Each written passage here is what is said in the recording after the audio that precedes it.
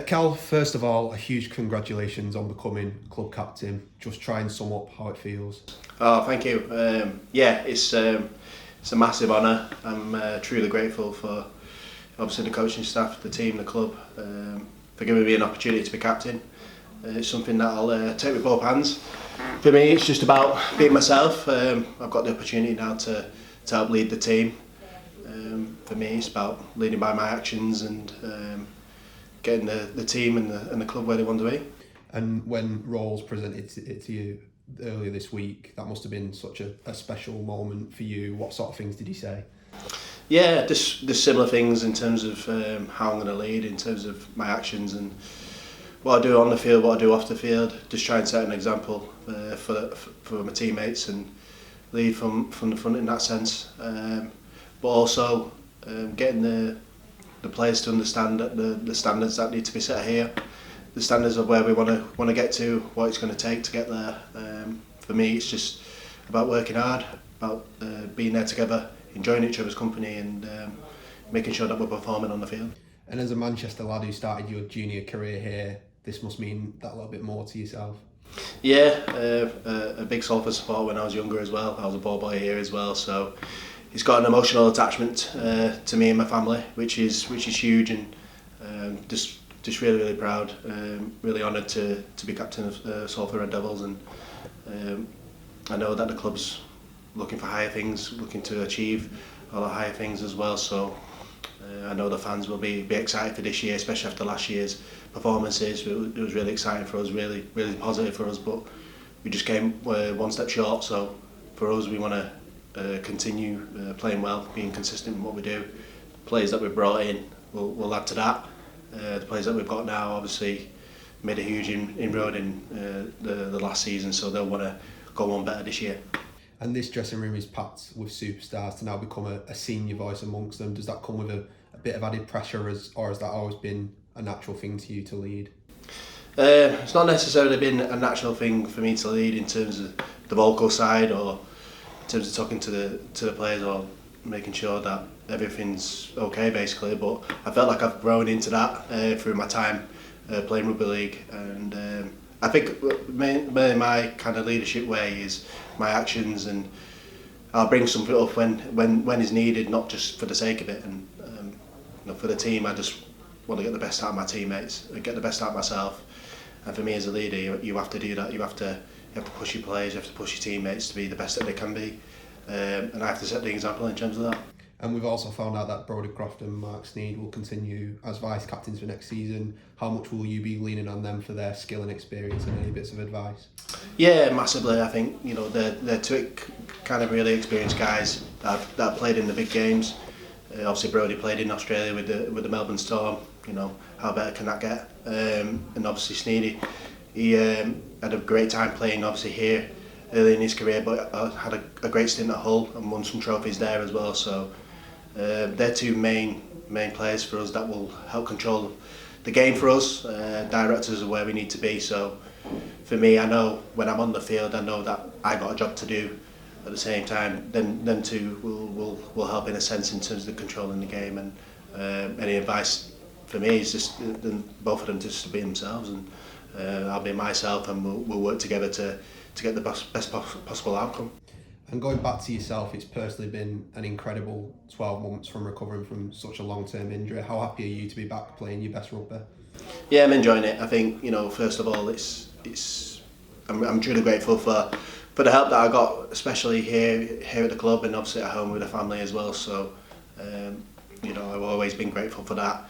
Just getting back, I just wanted to play, wanted to get out there and play and enjoy the game again. I think I've been out such a long time; it was almost a year, so I missed it quite a bit. So when I did get out there, it was kind of special, and I knew that we had a special team when I did join in, and then around that time it was around the Easter period where we weren't going well, but we were performing a little bit better. We had something going here, so I felt that it was another push to go on from there. And for me, it was just about being consistent in what I did, and being played in a new position as well, which was a great challenge for me, and I took it with both hands really. Yeah, you just mentioned that part that changed was that move into the second role. What was that like for you to make that transition, and what have the challenges been? Yeah, obviously you're a lot more involved in the defensive side of it. Attacking wise, you do get the ball a lot more, on that edge. And for me, it was just about the hard work, the grind that back rows do. You realise that when you do play with players that I played with in the past, they're normally the hardest working players out there. So usually play the full game, make tons of tackles, quite a few carries, and for me it was just about moulding a little bit of my game as I play as a centre, and putting it into a kind of a forward action in terms of what forwards do and running lines and getting the ball early, making sure that I got my edge up with me, and then in defence making sure that I'm vocal with my inside men, and obviously helps the outside make sure they do their job as well. So yeah, it's held me accountable as well in terms of my leadership as well, in terms of getting the best out of my players, getting the best out of my teammates as well. So yeah, it was a great challenge for me, and I'm really enjoying playing in the back row. And after that recovery and that culmination meant that you were representing England at a whole World Cup. Just tell me, what was that experience like for yourself? Yeah, it was amazing, absolutely amazing, and to be able to represent my country once again from a third World Cup was something that I didn't think would happen, especially with injuries and stuff. I got quite lucky in terms of COVID, and it cancelled 1 year, so that probably gave me the push that I could potentially try and get into that squad. I'd have just been really happy with getting in the squad and just being a part of camp and enjoying each other's company. But at the same time, got the opportunity to play in them games and really enjoyed playing out there. Came up short, which was disappointing, and that's how it is. That's how rugby is. There's ups and downs towards the season. There was a lot of positives come out of last year, but also a couple of things that didn't go too well. So just one of those things. But building on to next season, it's hopefully something that we can go one step further, especially here as a club. And in terms of your career now after your surgery, when are you targeting a return? I'm pushing to get to round one. Training's going really well at the minute. Surgery went really well after that.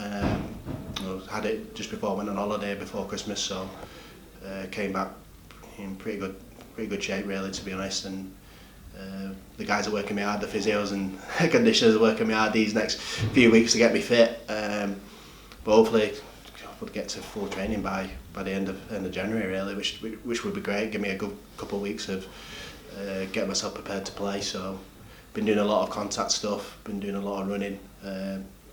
How pre-season is, it's tough. So the challenges have been set for me to try and get back for round one, so looking forward to that. And 2022 was an incredible year from the club, obviously one step away from the grand final. What potential do you think this team has going into 2023? Look, we got pretty close to getting to the grand final last year. I know this club wants to go even further and lift the trophy, which would be really special for the club, and that always should be the aim. That always should be the aim for this club. Obviously the last few years have been pretty difficult. Obviously COVID hit as well, which made it tough. But we got to a Challenge Cup final. We got to a grand final in 2019. The club was, a really special group of players, group of staff, as well as the fans as well. So we need all the support that we can get. I know we're a small bunch, but we're the loudest out there, which makes it real special when we perform well for you guys. So we wanted to obviously a challenge. We want a challenge for trophies. There's opportunities there. We know we've got tough opposition. We know we've got tough teams that we will need to beat to get to them positions. But more than confident that this group of lads, with the coaching staff, with the players that we've got, and the club that we run here, it's really exciting times for this year. Cal, I'm sure all the Salford supporters will be delighted to hear this news. Thank you for taking the time to speak to us. Yeah, no problem. Thanks, guys.